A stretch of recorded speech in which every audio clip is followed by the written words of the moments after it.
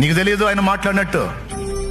నీ కోసం, నీ పక్షంగా ఆయన మాట్లాడాల్సిన వాళ్ళతో మాట్లాడతాడు. ఆయన చేయాల్సిన విధంగా కార్యాలు చేస్తాడు. ఆయన ఏం కంగారు పడాల్సిన అవసరంలా, నువ్వేం గందరగోళం అవ్వాల్సిన అవసరంలా.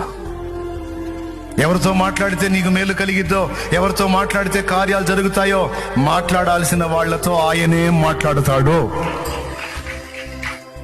దిగులు పడద్దో. విశ్వాసము గలదానవై ఆయన సన్నిధిని ప్రేమించు.